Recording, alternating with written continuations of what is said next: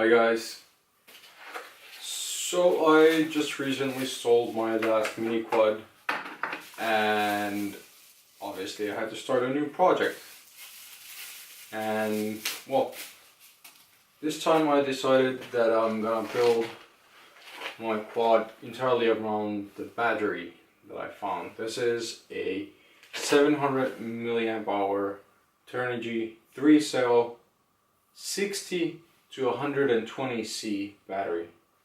The 60 to 120C just seemed so crazy to me because the battery costs like $8 or €7 or something like that, which is great because yeah, you can buy a ton of these and yeah, you don't have to break your bank account for it.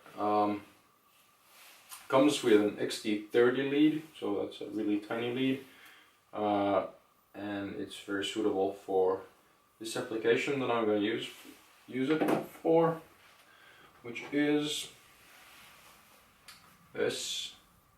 This is the RCX X130 frame, so 130 millimeters across, motor to motor, and if you can see, I got a motor attached already.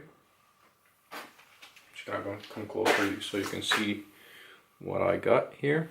Let's see if we can focus. Oh, not there. Here we go. These are the RCX 1407 5000 kV motors. 5000 kV. That's just crazy, insane. Yeah, I know there are 6500 kV motors as well, but they are usually rated for 2S, and like I don't know what kind of prop, like probably the really teeny tiny 2-blade. I think it's a 3020 prop that you bolt on with two bolts straight onto the motor. This one can run proper 3-inch props, but 30 volt launches, and I ordered a ton of 30 or 3x3x3 props, or 3-blade props that are full nose. And yeah, I assume this is gonna be about the right motor for this frame. I was a bit worried about the bolts that came with the motor, because they're very short, and the frame is 3mm carbon fiber. But the bolts went through, and if I look at how far it comes, it actually comes all the way through the bottom of the frame, of the motor. So it's actually the perfect length. So again, my RC Martin RCX, very good job on that. I think I've used RCX motors on pretty much all of my mini copters that I've had, except my very first one. My very first one was DYS motors, and I thought those were crap, so I switched to RCX. Yeah, these are really good quality motors. I haven't tried these ones obviously, but you can see the quality of them. They spin really smoothly. The construction on it is just superb, and they are really cheap. Or no, I guess that's relative. You can get small motors for like $5 or something like that, but these are actually quality motors, and these were, I think, $8 or $9 or something like that. So yeah, they seem really good. The RCX 130 frame comes with this little camera pod. I just put it together roughly like this. I don't have the spacers in between yet. I'm not gonna use an HS1177 camera. I cheaped out and I got the Eachine 1000 TBL camera, and I got a little tilt base for it. I'm just gonna use the tilt base in here, inside the camera pod, and then just angle the camera. And I like the little tilt because you can, you know, if you want to fly proximity, you can just tilt it like that, and if you want to fly, you know, really fast, you can just put more tilt on it, and you don't have to worry about, you know, unscrewing anything or anything like that. It's just friction held, and it's held quite well. And it works really well with the Ichine 1000 TVL camera because it has a little indent or a little like a tooth on top of the lens thing, and the loop of the camera holder fits that perfectly. So that's a nice combo. What else? Yeah, I'm just gonna use an Ichine switching what's it called? A little VTX that has a switching output power. That's the word. So it can run 25 milliwatts, 200 or 600 milliwatts. So that's gonna come inside here somewhere. I don't know yet. I'm gonna use a Ditone PDB with a little XT30 soldered on directly to it. That's gonna make for a really nice stack. Yeah,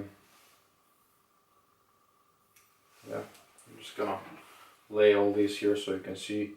The battery is, in my opinion, just the perfect size. It's gonna have a low profile like this. It's not gonna be super, you know, thick hanging from the bottom and causing the CG to be really weird. It's just gonna be really tight and hugging the frame.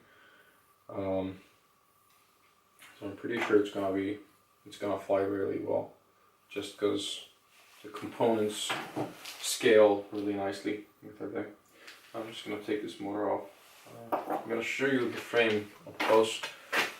There's something really weird about it. There's this little cutout on the top, and this little loop as well on the other side. I have no idea what they're for. They must have some sort of purpose, or I guess they should have some sort of purpose, but I just, anyone knows, let me know please in the comments. To me they seem strange. But anyway, I'm gonna run a battery strap across here, not on these weird things but the other way around, and underneath the flight controller stack, or the PDB flight controller stack. So underneath here, underneath the spacers, and the battery is going to be underslung.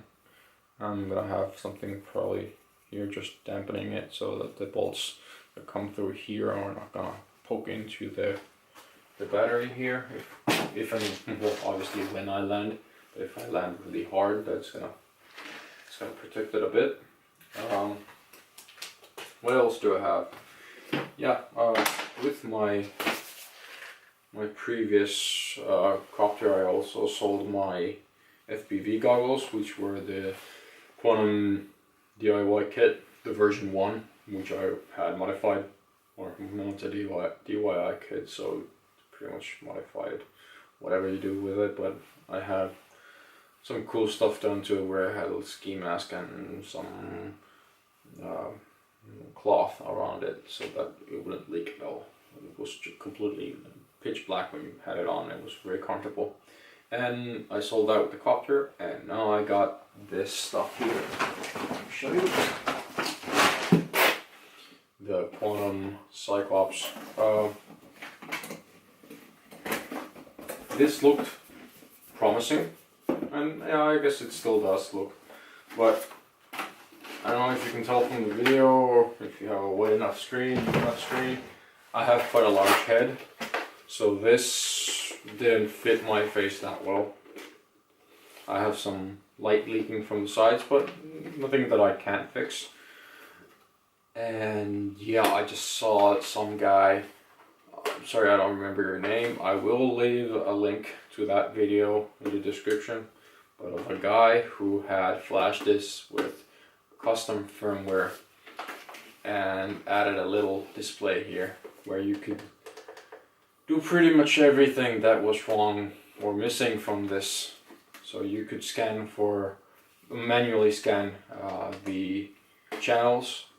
You could display all the RSSI information. You could do a ton of things, and the video was on the version 1.2, and he already had released 1.4, and yeah, amazing mod. That's what I'm gonna do to this as soon as I can. So yeah, I'm just gonna pretty much update most of the stuff that I was running. And yeah, the purpose I'm gonna build this is, I don't really have that much time to go out, looking for a field or some large park to fly a really fast quadcopter in. So I'm just gonna build this really teeny tiny quad that's still gonna be quite fast, but because of the size and the scale of it, I can just run this in my backyard. And I have almost like a built-in course in here around all the buildings and stuff like that I have in the backyard. So hopefully I'll get more flying time in when I build this thing, because I don't have to drive somewhere to be able to fly it. So I'm gonna do a build blog or video log or whatever you want to call it, a complete build video series on this every step of the way. I'm gonna explain why I did what I did. I'm gonna see if there's some complications. I haven't received all the parts that I'm gonna use yet. I ordered some Racer Star 20 amp BL Hell Yes ESCs. They're a tiny bit overkill, but they're about the same price as 12 amp ESCs, or these motors. I think they could draw like 14 amps, so maybe like a 15 amp would be fine, or an 18 amp, or even 12 amps would work, but they didn't have any, so 20 is good enough. The size is about the same. The price was about the same. That was the biggest thing. Even though if it's a bit big, I can fit it here somehow. Pretty sure. What else? Yeah. When all the stuff arrives, I'll start building it. I'll start, seeing how it goes together. So I hope you guys stay tuned. This is gonna be my first micro. I've built about like 30 quads or multicopters in the past, I guess, 3 years or so. But this is the smallest that I've ever built, so pretty sure it's gonna be fun. Yeah, share the video, like it if you like it, leave comments, requests if you have something regarding the build, if you want to see something specific, if you want me to try some technique or whatever, let me know. I'll happily try out new techniques and whatever, new stuff. And yeah, this frame seemed really nice to me, so I wanna see what it's about. It does have some flex to it, but it's 130, and the motors that are on it, they're not gonna flex because of the thrust. The frame is gonna flex a tiny bit, I guess, if you crash, but the weight of it is gonna be so tiny. I'm feeling confident about this frame.